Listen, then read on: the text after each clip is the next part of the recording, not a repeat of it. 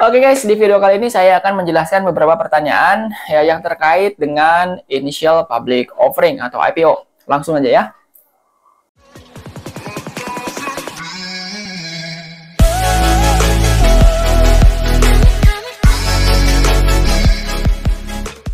Oke, pertanyaan pertama adalah untuk apa uang IPO? Ya, pertanyaan ini diajukan oleh investor ya kepada perusahaan yang mau melakukan proses IPO. Ya, tentu yang paling mengetahui adalah ya perusahaan itu sendiri untuk apa uang IPO tersebut. Ya, apakah yang pertama ya untuk ekspansi bisnis, ya yang kedua misalkan untuk melunasi hutang-hutangnya. Ya, kemungkinannya cuma dua itu aja yang paling besar ya. Apakah untuk ekspansi bisnis atau yang kedua untuk melunasi hutang-hutangnya. Makanya di sini investor itu harus jeli ya. Investor-investor retail juga harus sedikit paham lah mengenai laporan keuangan yang disajikan di prospektus. Ya, itu apakah nanti dilihat posisi liabilitasnya besar nggak? Kalau besar berarti kemungkinan besar juga ya uang IPO itu untuk melunasi hutangnya. Atau misalkan hutangnya rasionya kecil banget gitu kan, tapi ada kemungkinan si perusahaan itu nanti akan menggunakan uang IPO itu untuk ekspansi bisnis. Nah, mana yang lebih bagus, melunasi hutang apa untuk ekspansi bisnis? Ya tentu untuk ekspansi bisnis ya. Itu untuk jawaban dari pertanyaan untuk apa uang IPO. Oke. Pertanyaan yang selanjutnya adalah berapa lama sih waktu IPO dari mulai sampai listing? Ya, ini kisarannya itu lewat dari 1 tahun lah. Ya, yang saya alami itu lebih dari 1 tahun dari mulai proses kita menggali informasi, mencari underwriter dan lain sebagainya sampai listing. Ya, pokoknya segala macam end-to-end proses lah ya gitu ya dari A sampai Z itu lebih dari 1 tahun. Ya. Kemudian pertanyaan yang selanjutnya adalah berapa biaya yang diperlukan? Waduh, nah ini ini jawabannya agak sulit ya. Sebetulnya tergantung dari, yang pertama tergantung dari kerumitan perusahaan yang Anda punya, yang mau di IPO-kan itu ya. Kalau terlalu rumit dan masih terlalu banyak masalah yang harus dibenahi, ya oleh siapa dibenahinya?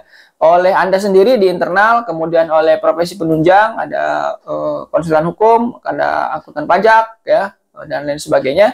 Nah, maka kemungkinan nilainya itu akan sangat besar. Ya, mereka kan menilai gitu kan, wah ini perusahaannya masih begini gitu kan, banyak sekali yang harus diperbaiki, maka nilainya akan sangat besar. Tapi kisarannya berapa? Oke, saya spill aja lah ya, di atas dari 8 miliar.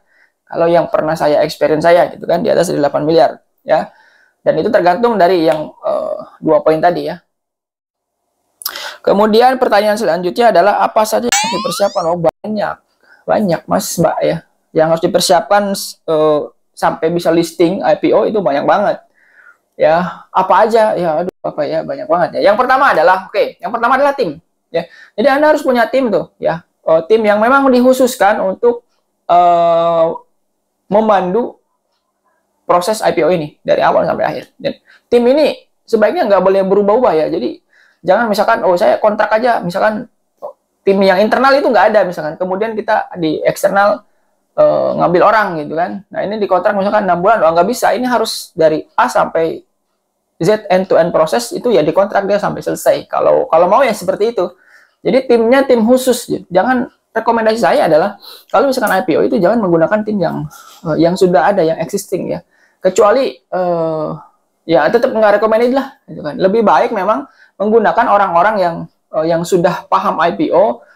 Dan orang-orang yang internal itu 1-2 aja lah yang memang dia, dan itu nggak full time ya, nggak full time di IPO. Kenapa? Karena kalau ditarik ke proses IPO nanti khawatirnya bisnis Anda malah terganggu ya. Tapi ini tentu kebijakan Anda sendirilah nanti seperti apa ya manajemen perusahaannya, apakah nanti menggunakan tim yang ada atau tim yang dari luar misalkan. Tapi tetap saya kira ya perlu ada tim yang dari luar untuk meng-guide proses IPO Anda.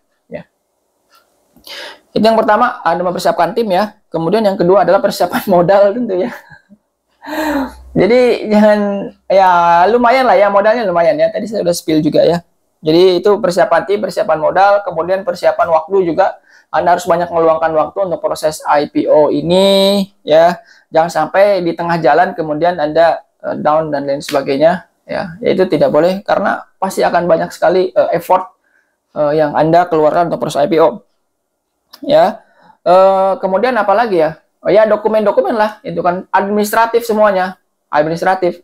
Jadi administratif dari perusahaan misalkan ke Bursa Efek, kemudian ke OJK ya, kemudian ke profesi penunjang, itu administratif semua dah.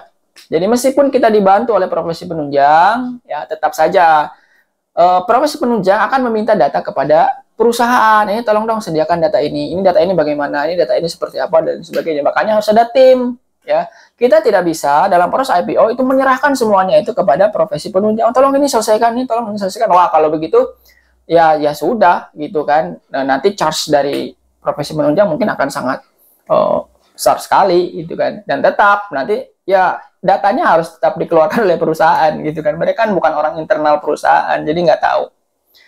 Ya. Nah, yang terakhir, bagaimana menentukan target raihan atau perolehan IPO? Ya, gimana cara menentukannya? Saya harus berapa nih gitu kan targetnya? Oh, yang pertama adalah yang pertama panduannya adalah Anda mau masuk di mana dulu nih papannya, akselerasi, pengembangan atau papan utama, karena beda-beda tuh ya kan.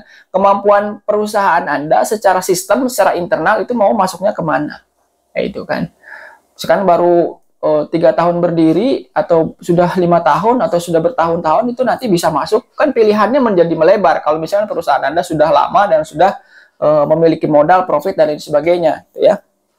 Itu yang pertama, mau masuk papan mana dulu nih ya kan, akselerasi, papan pengembangan atau papan utama.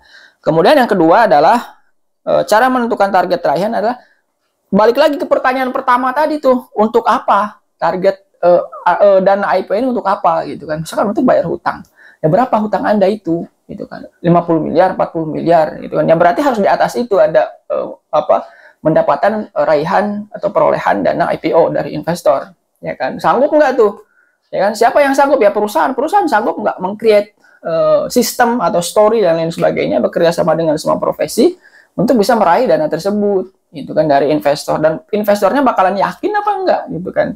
Dia naruh duit di perusahaan Anda untuk kemudian Anda bayar hutang. Gitu. Nah, ini yakin nggak gitu kan? Jadi harus dilihat dulu. Ya. Kemudian yang selanjutnya, cara menentukan target raihan adalah ya dilihat laporan keuangan Anda.